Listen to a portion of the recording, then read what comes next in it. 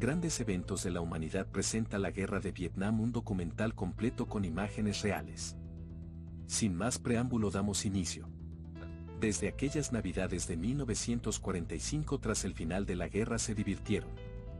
Se amaron, se casaron y criaron a sus hijos, que a su vez también amaron.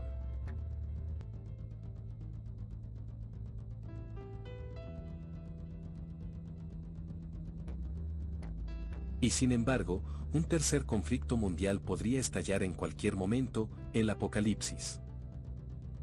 El primer conflicto mundial se convierte en la Guerra de las Guerras. El 8 de mayo del 45. Mientras los franceses celebran el fin de la guerra en Europa, los soldados estadounidenses alojados fuera del país temen que pueden ser enviados a Japón, que aún no ha depuesto las armas.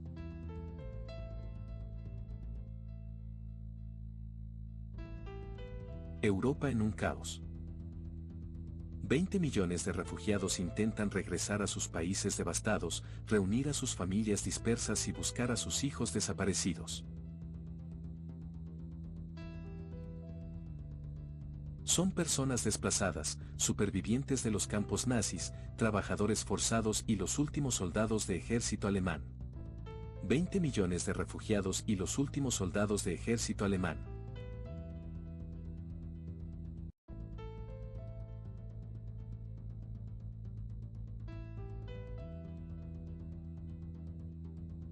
La modelo y Miss París de la casa de moda Eslamba, escribía: hemos vivido el horror, demasiado sufrimiento, demasiado sangre. A nadie le importan unos cuantos miles de japoneses, que cada cual rece por sus muertos. Y que el sol caliente para los vivos. La modelo, que celebra el fin del desfile de moda con su banquero, ha traído una botella de vino de Burdeos de antes de la guerra que heroicamente había ocultado a los alemanes. El director del banco se ha encontrado con un cliente que conocía a alguien que sabía dónde encontrar un pollo en estos tiempos de restricciones, como ocurría bajo la ocupación. La conversación gira en torno a los comunistas, a quienes todo el mundo admira. Hay 150 diputados y 5 ministros en el gobierno provisional del general de Gaulle, que debe reconstruir el país y devolverle su esplendor en parte basado en su imperio colonial. En los mapas escolares, los franceses habían aprendido que su imperio se extendía por todos los continentes. Y que Indochina era la perla de Asia. Los franceses se sentían orgullosos de esta conquista del siglo XIX. Y acudieron en masa a la famosa exposición colonial de 1931.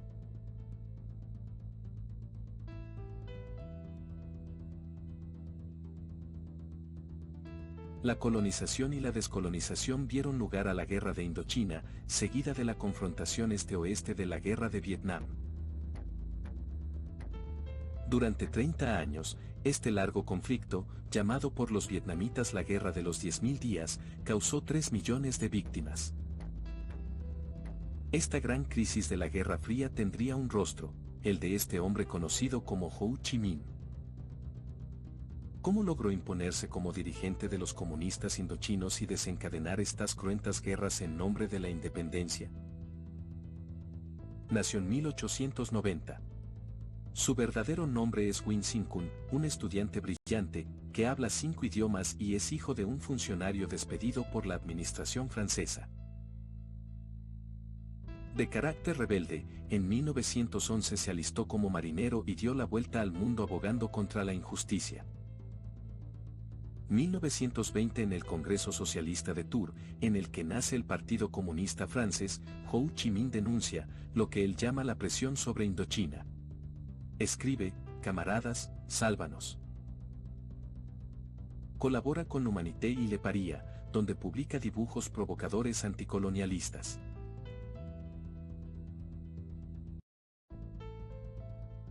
En 1923, lo llama la Unión Soviética para formarse allí junto con otros comunistas extranjeros. En 1924, en el Congreso de la Comintern, en Moscú, el organismo soviético para la propagación del comunismo declara: camaradas, el patriotismo me ha conducido hasta Lenin. debemos concentrarnos en los problemas coloniales. En 1930, la Comintern le envía a China para reclutar hombres y fundar el Partido Comunista Indochino con la ayuda de Mao Zedong, que ha comenzado su larga marcha hacia el poder. Entonces, la policía francesa ficha a Ho Chi Minh como agitador revolucionario. En su expediente, con el nombre de Guenaguac, otro seudónimo pone: talla, 1,62 m, delgado, frente prominente, pabellones auriculares muy separados. Los franceses le condenan a muerte por actividad revolucionaria. Él escribe: solo somos sucios negros y anamitas, buenos para ser tirados de los riscos o aguantar los bastonazos de los administradores. ¿Pero quiénes son los franceses de Indochina? Algunos empresarios, pero la mayor parte son funcionarios, comerciantes y maestros con sus familias.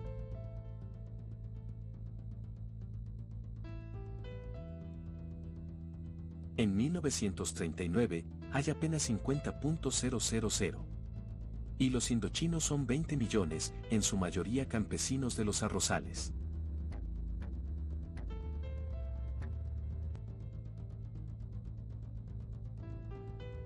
En un siglo, los franceses han conquistado un territorio 1,5 veces más grande que Francia. Y han establecido su protectorado en los reinos de Laos, Camboya o Annam, colonizando las fértiles llanuras de la Conchinchina y explotando las riquezas mineras de Tonkin. En Francia solo conocían Tonkin por la canción colonial de Lina Margie, Mi Tonkinesa. Estos colonos que han vivido un sueño paseando en barca por el sublime valle de Alón, bañándose en sus piscinas y jugando al tenis de la mano. Y no es un poco más grande que el que se ha hecho.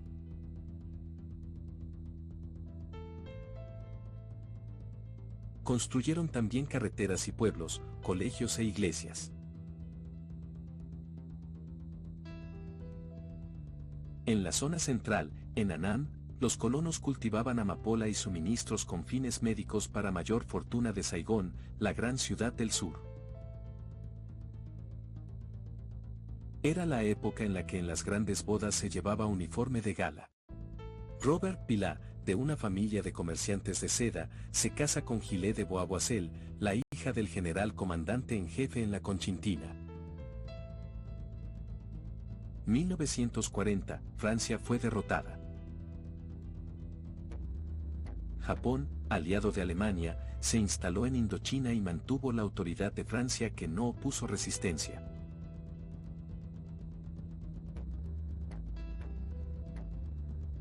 La situación era favorable para Ho Chi Minh, que después de 30 años de exilio regresó clandestinamente por el norte. Quería organizar la lucha para alcanzar la independencia. Se escondió cerca de la frontera china, a orillas de un río que bautizó con el nombre de Lenin.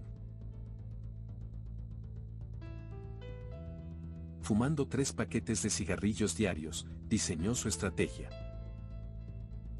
Escogió el seudónimo de Ho Chi Minh, que significa el que ilumina, para mostrarse ante todos como un líder espiritual. Creó un movimiento de resistencia, al que llamó a la Alianza por la Independencia, en vietnamita, Vietnam Doc Lap Tan Minoi, abreviado, Vietnam. Una denominación que no engañará a los demás independentistas no comunistas. A él se unen activistas competentes como Bobo Wen Yap, de 30 años, profesor de historia y pianista que se convertirá en jefe militar.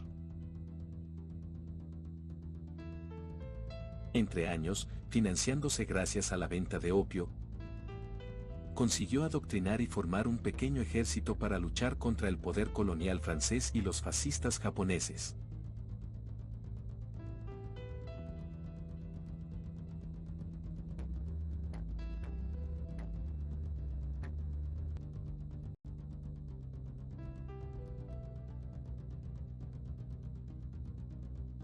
Durante todo el año 1944, los estadounidenses ayudaron a Hap y a Ho Chi Minh, entregándoles armas y munición, y lanzando en paracaídas asesores militares, terminaron arrepintiéndose de ello.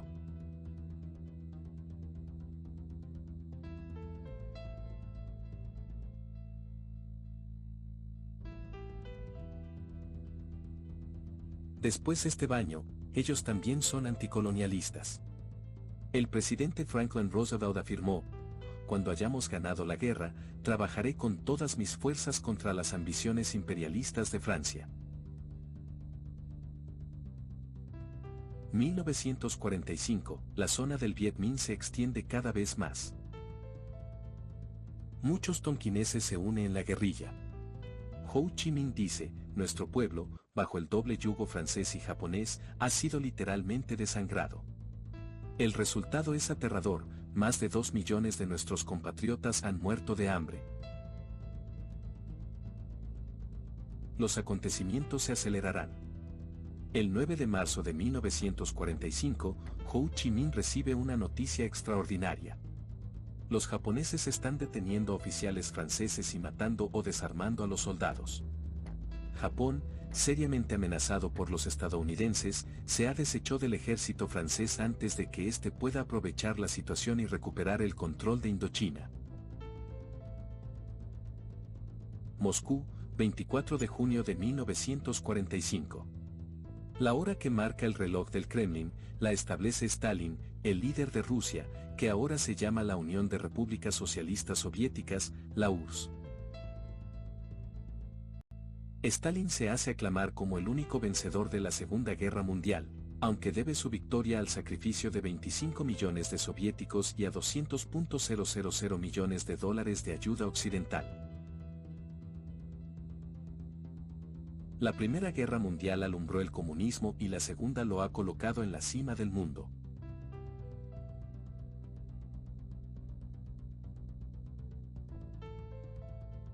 Stalin acaba de tomar el control de casi 2 millones de kilómetros cuadrados en Europa y de sus 100 millones de habitantes, imponiendo en todas partes y por la fuerza regímenes comunistas.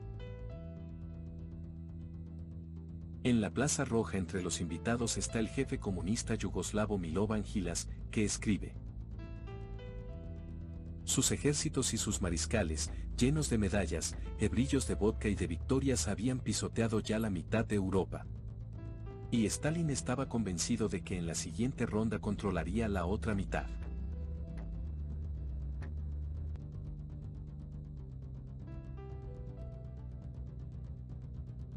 Stalin y su Estado Mayor habían planificado la invasión del resto de Europa, que se basaba en la toma del poder de los partidos comunistas.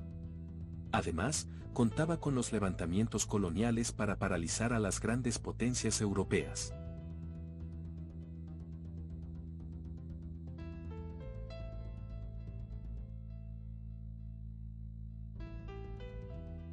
En Berlín, en la zona de ocupación soviética, Stalin se reúne con los aliados para estudiar la situación tras la rendición de Alemania. El encuentro se celebra en Potsdam, un suburbio de Berlín menos devastado que el resto de la ciudad. Las delegaciones estadounidenses y británicas pueden apreciar los efectos de sus bombarderos, de los cañones rusos y de la tenacidad suicida de Hitler, las consecuencias de la guerra.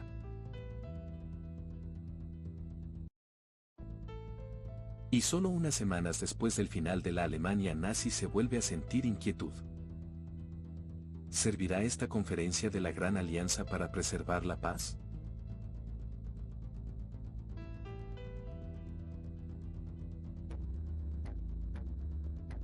Stalin llega el 17 de julio de 1945 para asistir durante 2 semanas a las reuniones de la cumbre. La seguridad es máxima. En Potsdam hay un ejército de 17.000 oficiales y soldados de la NKWD, la policía política. Y uno de sus grandes jefes acompaña a Stalin, la Brantiberia. Stalin le presenta como el jefe de nuestra Gestapo o nuestro Hitler, una siniestra referencia a la policía de Hitler.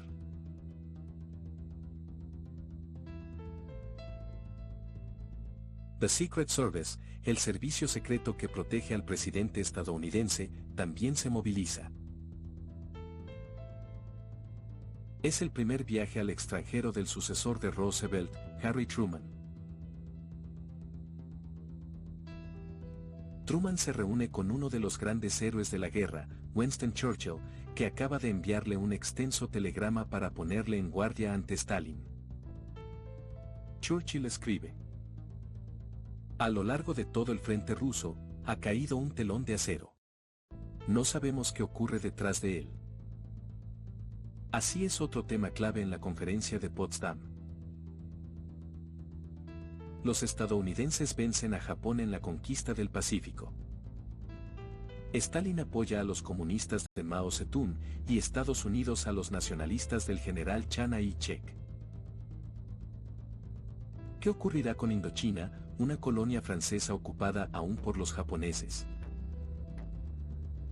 Estados Unidos impone el futuro desarmé del ejército japonés a ambos lados del paralelo 16, en el norte los chinos nacionalistas y en el sur los británicos, sin pedir su opinión a Francia, que no ha sido invitada a la conferencia.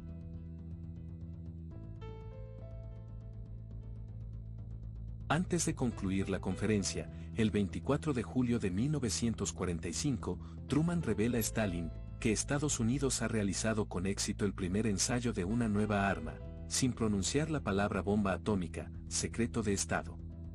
Stalin se mantiene impasible, sabe perfectamente de qué se trata. Están muy bien informados gracias a sus redes de espionajes en los laboratorios secretos estadounidenses. El 2 de agosto, Stalin abandona la conferencia de Potsdam y hablando con Truman sobre esta nueva arma, le dice, hace un buen uso de ella contra Japón.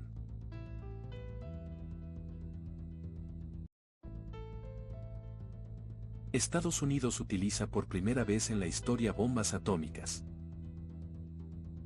También es para impresionar a Stalin, por lo que los estadounidenses lanzan la bomba atómica sobre Hiroshima el 6 de agosto de 1945.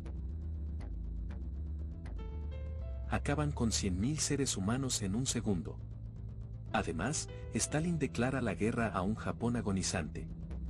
De ese modo puede tomar el control de los territorios conquistados por los japoneses, como la región industrial de Manchuria y el norte de Corea, e imponer un régimen comunista. Los estadounidenses se aseguran el control del sur hasta el paralelo 38. Washington difunde las primeras películas sobre los efectos del arma nuclear.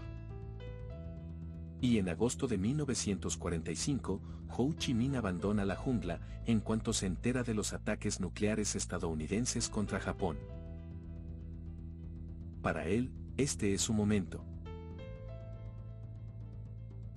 Ya no hay autoridad en ningún territorio de Indochina, los chinos y los británicos que deben reemplazar a los japoneses no han llegado todavía. Para la apuesta de su vida, Ho Chi Minh aparece en Hanoi, a plena luz del día, el 2 de septiembre de 1945 para exigir la independencia de Tonkin, la de Annam y la Conchinchina, que adoptarán el nombre de Vietnam. La Camboya también reclaman su independencia.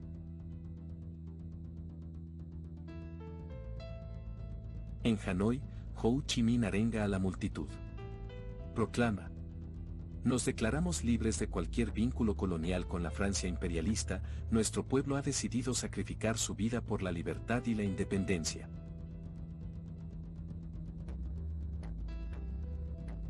Entre la multitud, ondea la bandera roja con la estrella dorada del Vietnam, y también la de Estados Unidos con el retrato de Truman. Pero el nuevo presidente se muestra menos favorable con los independentistas. Es el mismo día, el 2 de septiembre de 1945, Japón firma su rendición a bordo del acorazado estadounidense Missouri. El representante de Francia es el general de Clercq, el hombre que ha contribuido a liberar París con la segunda división blindada. Él será el jefe militar con esa misma división a quien de Gaulle encomendará la restauración de la autoridad francesa en Indochina. El general Douglas MacArthur, el vencedor del Pacífico, es categórico en cuanto a la reconquista de Indochina, le dice a Clercq, traiga tropas, muchas tropas, todas las que pueda. En Saigón, en los días posteriores a la proclamación de la independencia, los angustiados colonos se agolpan en el centro de información. ¿Qué va a hacer de ellos? El reportero Lucien Baudard escribe, que es decepción, que amarga y triste solución descubrir que los anamitas son infinitamente más hostiles que los japoneses. En cuestión de días, la revolución se ha gestado en Indochina. En la terraza del café, Tuba Avian, Philippe de 20 años cuenta. Nunca el odio había abierto una brecha tan profunda entre nuestras dos comunidades. Elementos incontrolados recorren la ciudad con lanzas de bambú y puñales, asesinando y quemando casas.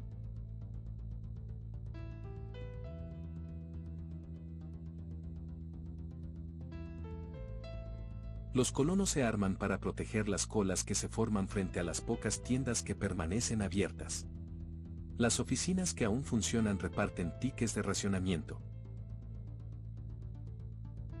Un mes después de que Ho Chi Minh declarara la independencia, en pleno monzón.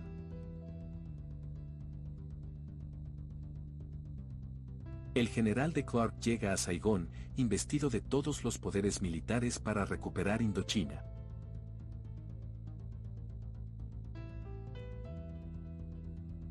Lo primero que hace el Clark es ponerse en contacto con los británicos que acaban de llegar. Y se encuentran sobrepasados por los acontecimientos. Los británicos, en un gesto de solidaridad colonial, proporcionan medios marítimos para transportar a los primeros soldados de los 30.000 hombres del ejército del Clark. Se trata en principio de voluntarios, aunque algunos ya se habían analizado antes del final de la guerra para luchar contra los japoneses y se encontraban en Indochina.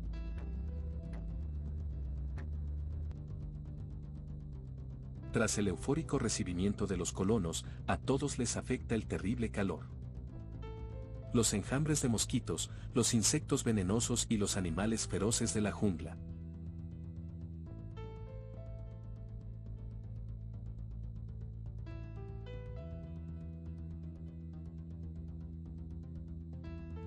Para unos es el comienzo de una gran aventura. Para otros, en estos tiempos difíciles es una forma de alimentar a sus familias.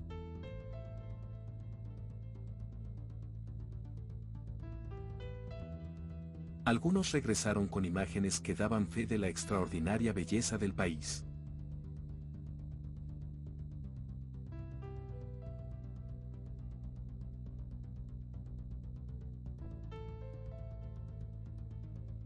En una demostración de fuerza, Leclerc envía a sus vehículos blindados a reconquistar la Cochinchina y para eso, primero deben cruzar un inmenso pantano llamado las Llanuras de los Juncos. Para dirigir la operación, el general de Clark eligió al coronel Masu, un militar y un aventurero legendario que pronto se verá obligado a reconocer sus dificultades. Por la noche, el Viet Minh destruye los puentes y corta las carreteras cavando trincheras. Los tripulantes de los tanques se acaban convirtiendo en zapadores. Entrenados para grandes operaciones acorazadas, ahora se enfrentan a una guerra desconocida. El corresponsal en Indochina del periódico Le Monde, Philippe de Villard, escribía: avanzábamos por las carreteras y, de repente, algún hombre caía abatido.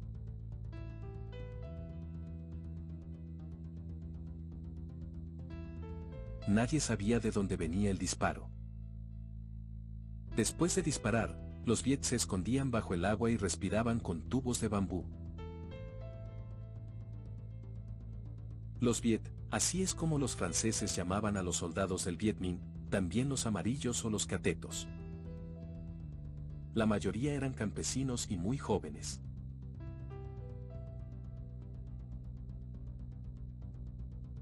Y luego estaban las minas ocultas entre el bambú y las trampas.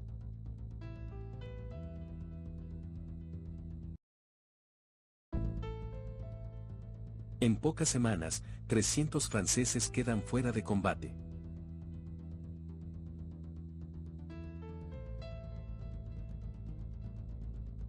Los soldados estaban aún dentro, y los campesinos no han sido.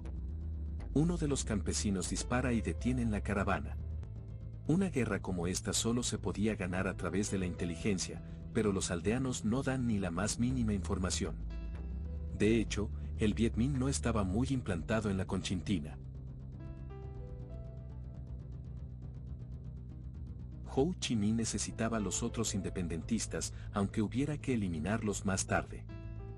Giap y él eligen como jefe de la guerrilla en esta región a Nguyen Binh de 29 años, que no es comunista, sino un fanático militante antifrancés. A los campesinos y agricultores, jóvenes y ancianos, Nguyen Binh les prometía tierras y a los propietarios les decía: yo no pertenezco a ningún partido, lucho por la patria. El reportero Lucien Bodar cuenta: Nguyen Binh lidera la resistencia por medio de la sangre y la tortura, emplea métodos refinados de tortura mientras proclama: nada debe desviarnos de la causa. Cuanto más nos degradamos, más nos elevamos. La violencia engendra violencia.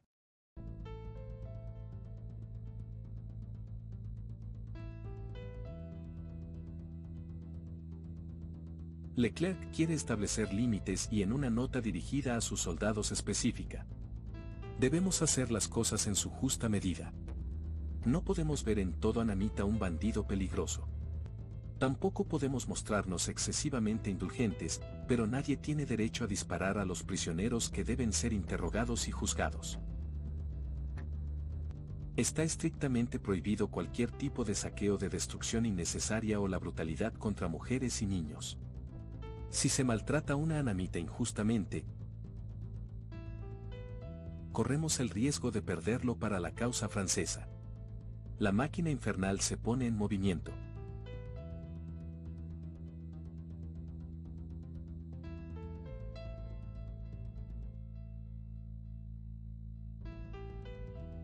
A principios de 1946, aumenta el número de insurgentes y sus ataques son más audaces.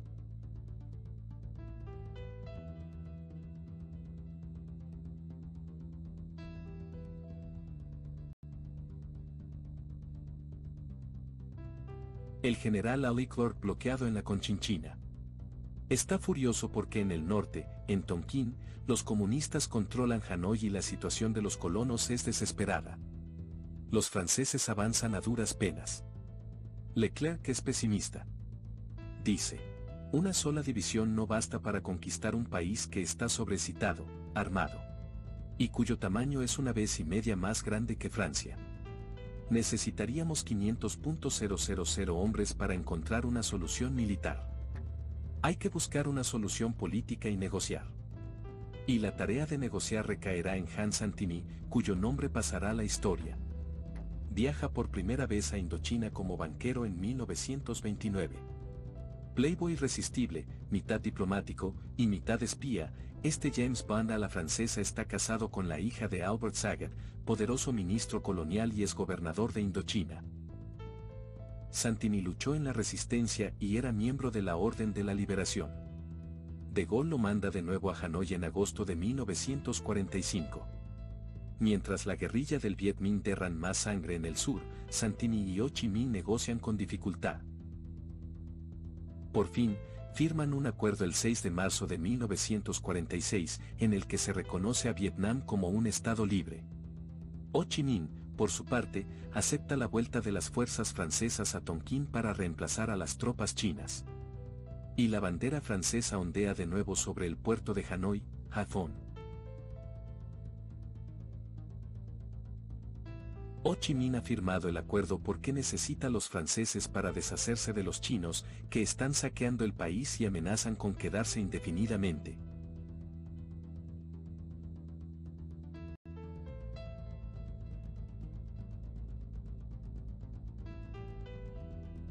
Los comunistas indochinos no aceptan de buen grado los acuerdos que otorgan a los franceses el derecho a permanecer en Tonkin otros 5 años. Ho Chi Minh les dice: es preferible oler mierda francesa durante 5 años que comer mierda china el resto de nuestra vida.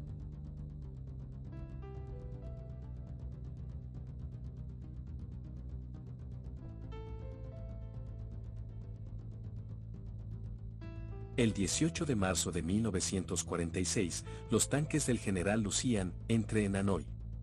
Los 20.000 colonos franceses, que hasta entonces han estado a merced del Vietnam, sienten un alivio inmenso.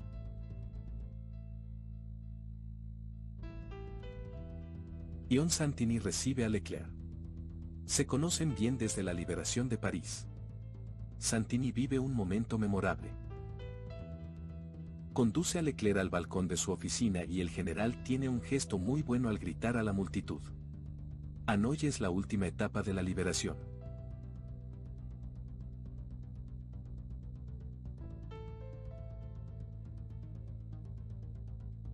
Santini cuenta: Leclerc monta en un jeep, se pone al volante y me hace sentar a su lado. Juntos pasamos entre una multitud jubilosa. He cumplido mi misión. Ya solo me queda volver a Francia, dice con imprudencia. Santini lleva a Leclerc a la residencia de Ho Chi Minh, que ocupa un palacio colonial. Bajo las luces de los flashes, brindan por la amistad de los pueblos y por el futuro reconocimiento por parte de Francia del Estado Libre de Vietnam. Pero nada saldrá seguro.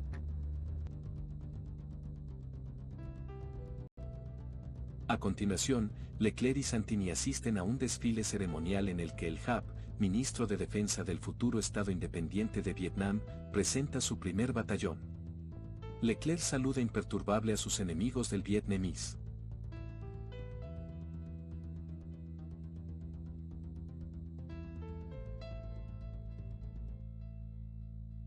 Pero Gap, con el puño en alto, anuncia que la lucha ha comenzado. Los tonquineses se congregan en masa contenidos por los milicianos del Bien Minh. Entre la multitud se oyen murmullos, van dirigidos a Ho Chi Minh. Han engañado al viejo zorro por aceptar el regreso del ejército francés.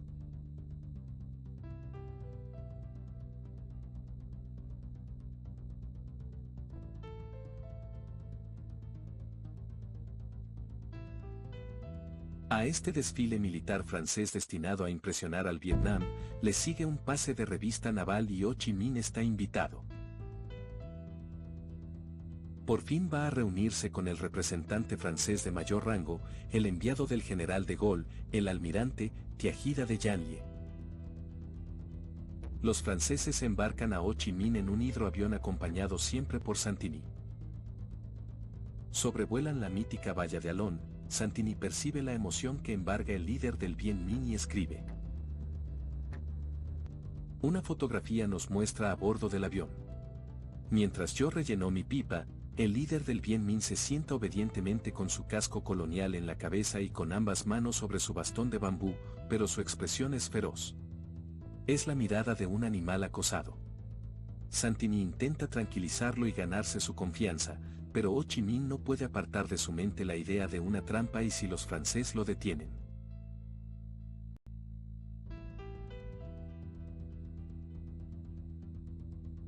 Santini escribe: al ver la colosal silueta del crucero con tantos cañones, una auténtica fortaleza flotante, entiendo el acopio de valor que ha tenido que hacer.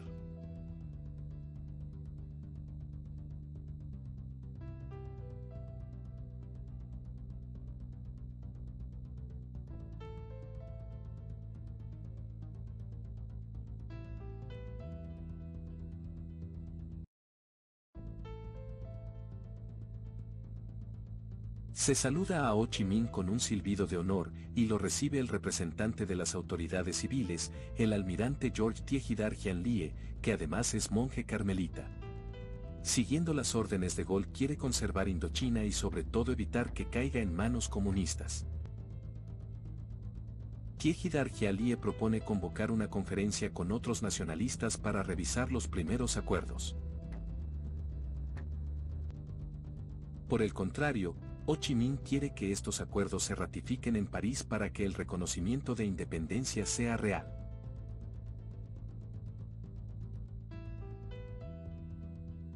Aunque el problema no queda resuelto, Santini escribe: vi la satisfacción del hombre, que había luchado siempre contra nosotros en la sombra y que de repente sentía que lo trataban de igual a igual.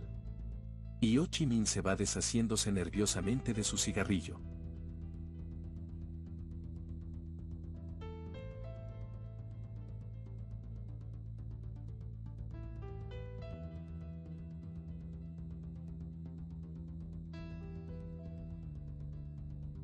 Leclerc se toma unas horas de descanso navegando con los colonos en uno de los lagos de Hanoi. Claude Guionot es uno de ellos, tiene 25 años. Comercia con champaña y tiene un negocio familiar en Hanoi.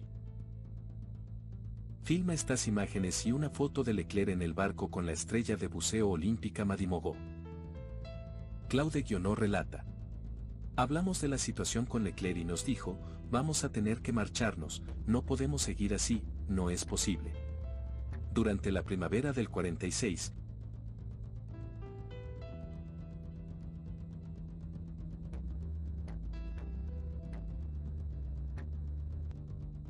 el Viet Minh mantiene la presión mientras se prepara la gran conferencia que se celebrará en Fontainebleau, cerca de París, como deseaba Ho Chi Minh.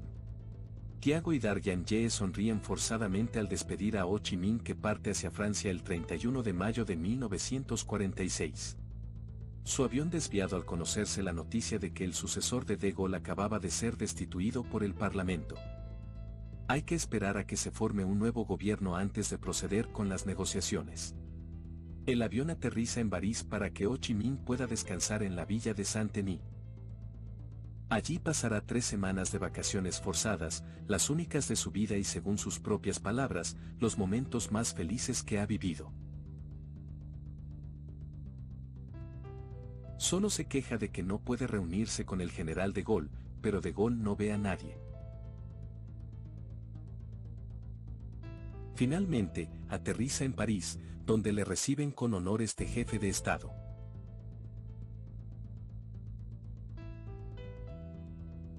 Incluso asiste al desfile del 14 de julio junto al general Joa y el general Latre.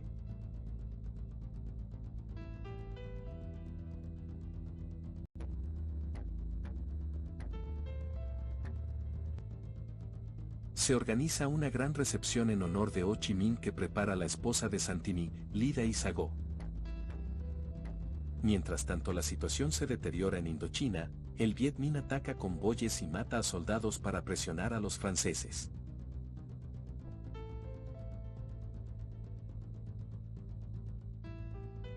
El Viet Minh ataca convoyes y mata a soldados para presionar a los franceses. Tras un mes de diálogos, la conferencia de Fontainebleau concluye con la firma de un vago protocolo y Ho Chi Minh emprende el camino de vuelta.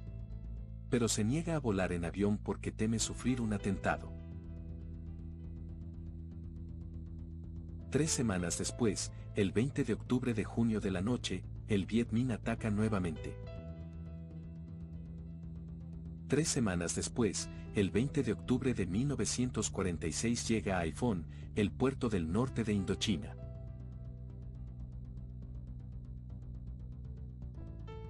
Su larga y calculada ausencia ha permitido a Giap prepararse para la guerra y eliminar despiadadamente a los rivales políticos de los comunistas.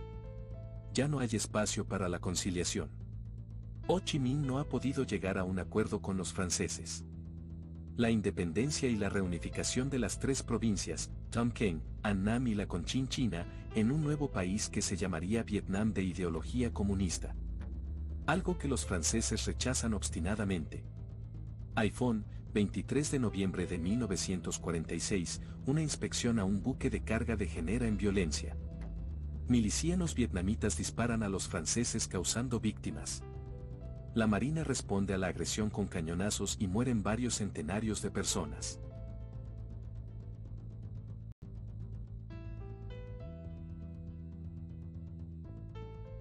Ho Chi Minh hace un llamamiento a la lucha armada. Los que tengan fusil que lo usen. Los que tengan una espada que la usen. Y los que no tengan espadas que usen picos y palos.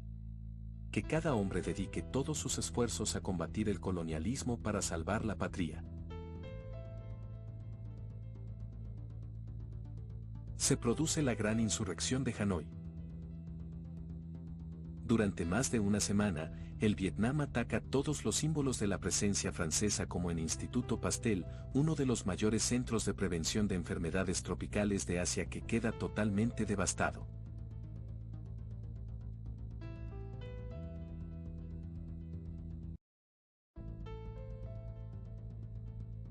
El corresponsal de guerra Lucien Botard escribe: Los soldados franceses han resistido días y noches en un Hanoi de pesadilla.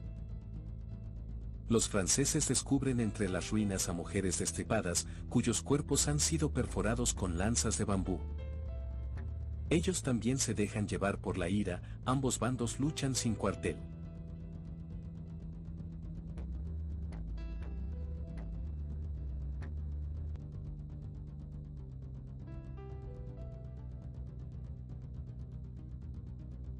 La guerra de Indochina acaba de empezar.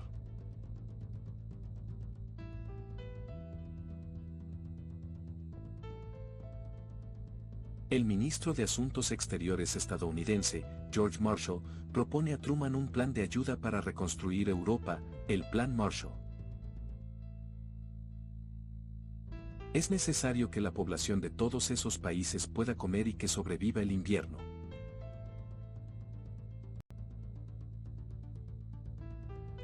En Francia, el pequeño Daniel contempla, maravillado, el convoy estadounidense. Transporta transformadores eléctricos y todo tipo de aparatos. Se trata de una generosa oferta a los países europeos, $12.000 millones en la época, una fortuna. Pero en parte, el préstamo deberá ser reembolsado y utilizado en la medida de no posible para comprar productos estadounidenses. Stalin lo rechaza. Obliga a renunciar al Plan Marshall a los países del este que él ocupa y en los otros en Italia, Bélgica, Inglaterra y, sobre todo, en Francia. Hace que los partidos comunistas y sus partidarios organizan manifestaciones violentas y vueltas en contra del imperialismo estadounidense.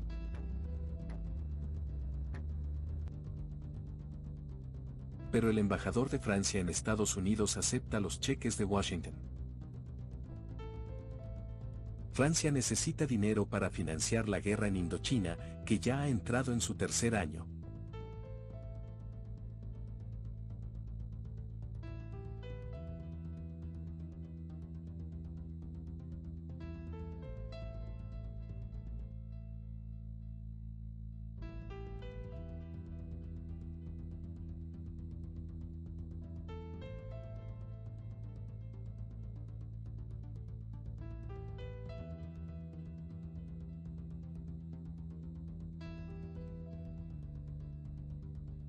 (1948), la posesión francesa de Indochina se convierte en uno de los problemas de la Guerra Fría.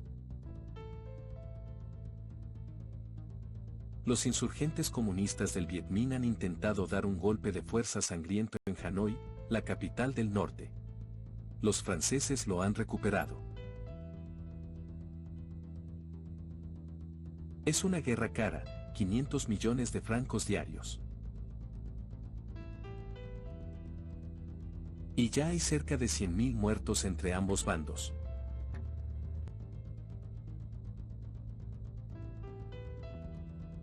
En Francia, nadie se interesa por estos soldados que están en el otro extremo del mundo luchando contra un enemigo escurridizo y tan implacable como el solo el monzón. Un periodista de la época, Lucien Bovard, a quien los generales llaman Lucien el Mentiroso, ataca a los militares y escribe: Indochina es a partir de ahora propiedad de un ejército profesional. La fuerza expedicionaria se ha instalado allí abiertamente. Los barrios ricos han sido requisados por el Estado Mayor. Los militares se felicitan. El ejército condecora a sus hombres. Los salarios en el ejército son míseros, pero no en Indochina. Los tiradores norteafricanos ahorran celosamente para comprar un poco de tierra y una mujer. Los intendentes amasan fortunas y los oficiales reúnen dinero para las dotes de sus hijas. Lo que voy a dar no cuenta es que estos hombres pueden morir. Como los jóvenes tenientes recién salidos de la escuela de oficiales de Sancerre.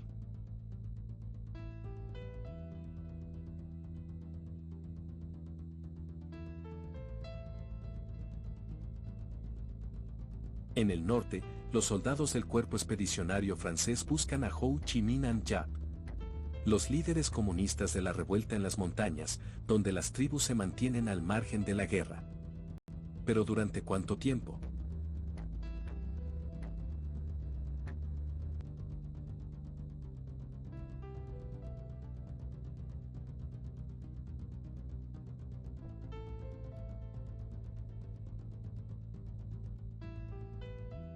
Un comando francés está a punto de capturar a Ho Chi Minh, que ha escapado unas horas antes, pero ha desaparecido en una jungla impenetrable.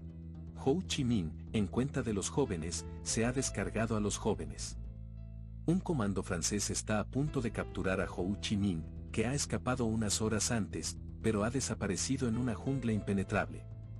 Ho Chi Minh encuentra refugio aquí, en la frontera de la China nacionalista, que sigue combatiendo contra los comunistas de Mao. Desde el aire, la zona parece desierta. Pero en este santuario, Ho Chi Minh ha establecido un embrión de Estado. Con ministerios construidos con bambú, que se desmontan en un instante. Y que transportan fácilmente a otros escondites. El bambú sirve para todo, para vivir y para matar. Para destripar a los paracaidistas.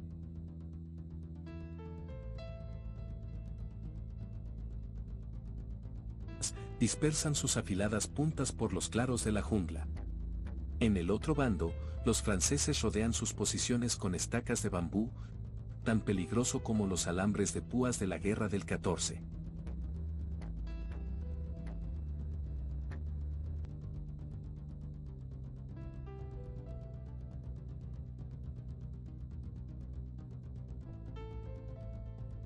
Ho Chi Minh, en sus talleres de la selva, quiere mostrar cómo un pueblo entero fabrica con sus manos las armas de su liberación. Pero esas armas proceden del tráfico de drogas con los países vecinos, como Tailandia. Una ametralladora pesada vale 2 kilos de opio. Ho Chi Minh aplica los principios básicos del marxismo-leninismo. Divulgar su ideología, difundir propaganda, definir las consignas de lucha, animar a combatir.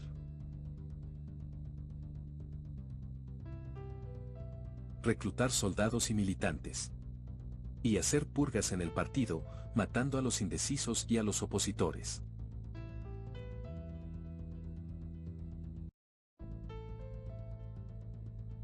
Después de haber pasado años en las sombras, Ho Chi Minh muestra su verdadera cara, ya no es posible negociar. Se prepara para una larga guerra, afirma.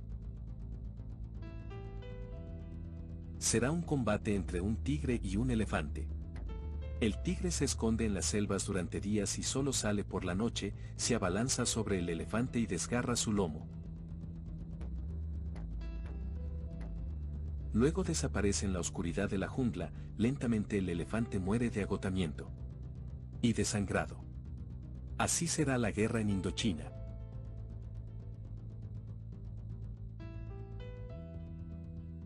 Pero los franceses han comprendido. El joven teniente Bernardo Ané de 21 años escribe. Tenemos que adaptarnos de inmediato a esta forma de combate y pasar de ser presa a ser cazador.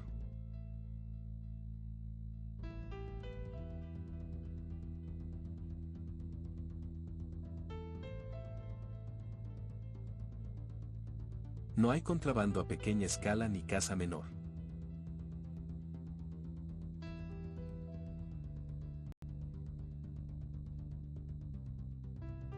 El teniente Monet acaba de recibir un mensaje de socorro de un aldeano. Su familia ha ayudado a los franceses y ahora tiene miedo. Uno de los pocos sacerdotes que quedan en esta orilla del río Mekong, el padre Ngovind Loy escribe. Mi teniente, el Viet Minh llegó ayer y hoy gritos. Hemos encontrado el cuerpo del jefe de la aldea, le habían arrancado el brazo izquierdo y la pierna derecha y tenían la garganta cortada. La población pide su protección.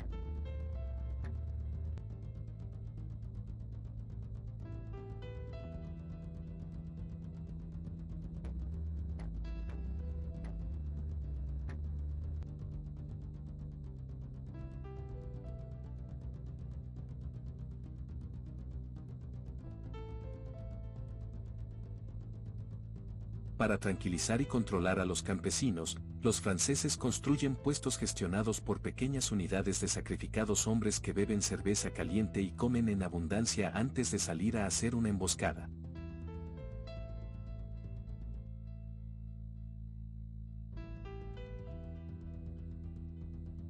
Los que regresan tranquilizan a sus esposas como el teniente Monet, que escribe, querida Francine. Estoy enamorado. Enamorado de mi profesión y de ti.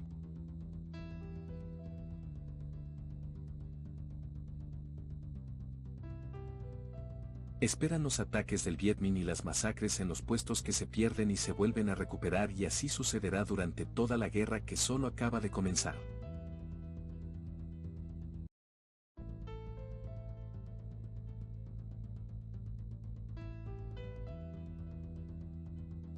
El alto mando intenta reforzar las guarniciones con auxiliares cuya lealtad a veces es dudosa. Quizá porque sus familias son rehenes del Viet Minh. Los soldados franceses apenas pueden cerrar los ojos durante la noche. El Viet Minh también cuenta con las brigadas de amor, mujeres jóvenes más o menos voluntarias que pueden abrir la puerta del fuerte.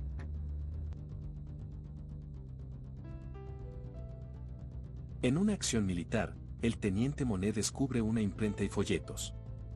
Allí encuentra el siguiente texto: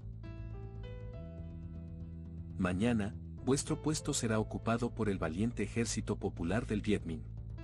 Todos los franceses serán asesinados o expulsados de nuestras provincias. La victoria impulsará nuestra revolución. ¡Viva a Ho Chi Minh!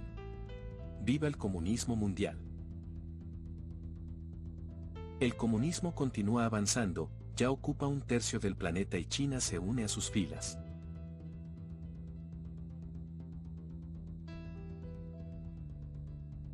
Pekín, 1 de octubre de 1949. En la ciudad prohibida, el Palacio Imperial de China, Mao se convierte en dueño y señor de la nación más poblada del mundo con 600 millones de habitantes.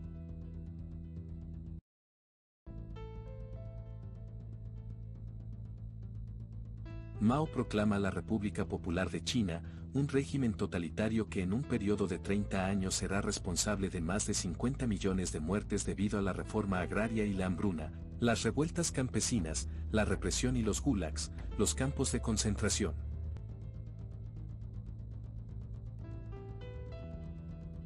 Desde los años 20 Mao había librado una guerra civil brutal. Al principio, cuando solo era un marxista perseguido, ya soñaba con ser el nuevo Lenin. Su crueldad supera a la de Stalin. La violencia es la clave de su poder, impone a sus hombres lo que él llama el pacto de sangre. Todos deben participar en la destrucción física de los enemigos de clase y todos deben mancharse las manos de sangre. Dijo, los cadáveres tienen su utilidad, sirven para fertilizar la tierra.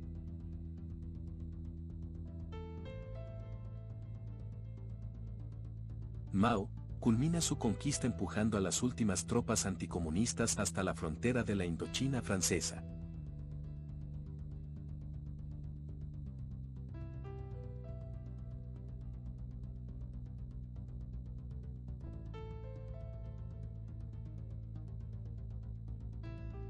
Los franceses los desarman, temen que haya soldados de Mao infiltrados entre ellos.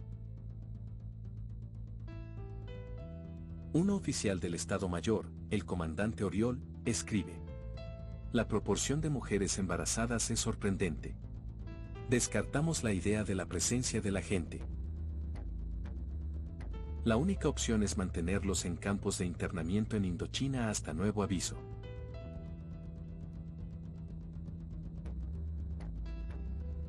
Los franceses están preocupados.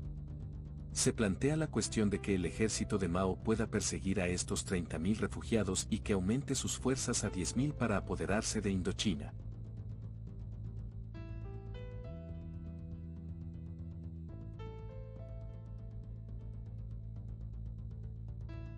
Francia 1950. La modelo, de alta costura, termina sus vacaciones un poco tristes. Su novio se marcha muy lejos a Corea. Es fotógrafo de guerra. Y ella se está planteando comprometerse con la causa de Indochina. Todo el mundo se interesa por los conflictos de Asia, los partidos, la prensa, la radio, el cine. Entre todos dan una perspectiva de la situación. Unos dicen, es una cruzada del mundo libre contra el comunismo. Otros hablan de expediciones imperialistas. Otros jóvenes europeos se comprometen en la lucha contra el comunismo. La modelo que lo llaman Eliad trabaja en la Casa Lamba. Su novio se ha marchado como reportero de guerra con el famoso batallón francés de Corea. Él le escribe: van a luchar para liberar un país que no conoce, como los soldados estadounidenses que vinieron a Francia en las dos guerras mundiales. Ella le contesta: ya no soporto más el mundo de la alta costura, tan insustancial, tan superficial. El jet se alista como enfermera para ir a Indochina. A pesar de las manifestaciones de los activistas comunistas, siguiendo las consignas de la CGT y las órdenes de Moscú, consigue partir con otras enfermeras coloniales. El término empleado en la época para realizar el largo viaje hasta Indochina, que el jet llama una tierra francesa. En 5 años, allí han muerto más de 30 enfermeras.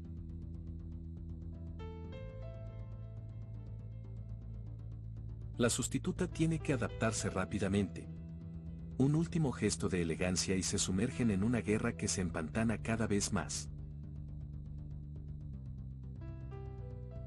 Para salir de ese punto muerto, los franceses han buscado una solución política. Un año antes habían restituido en el poder a Bảo Đại, el antiguo emperador de Annam. Annam, Tonkin y la Conchinchina ahora forman Vietnam. La Indochina francesa se ha convertido en 3 países, oficialmente independientes. Vietnam, Camboya y Laos serán a partir de ahora los estados asociados. El ejército francés lleva el peso de la defensa, pero ya no se trata de una colonia, sino de un aliado, que tendrá su propio ejército y que es aceptado por la mayor parte de la población del sur. Estados Unidos reconoce a los nuevos estados. Envía una misión militar y material bélico, metiendo así los dedos en un engranaje del que ya no saldrán. El mecanismo infernal de la Guerra Fría se pone en marcha.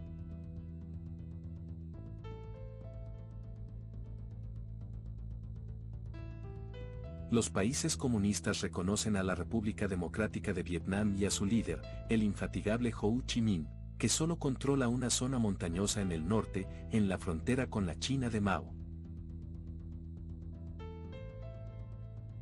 Aquel pequeño grupo de combatientes de la resistencia al Vietnam, ahora cuenta con más de 100.000 hombres armados y a menudo dirigidos por chinos, incluso en el Estado Mayor del general Giap. En otoño de 1950, Giap y Ho Chi Minh buscan la victoria decisiva.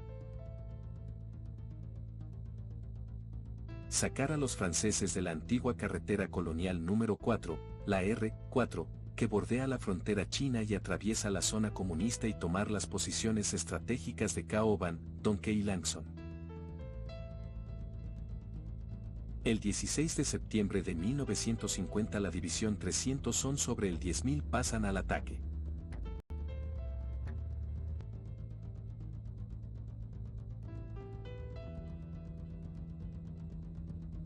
Los franceses no esperaban este punto de inflexión en la guerra, estaban combatiendo contra una guerrilla, no contra unidades modernas y ataques masivos.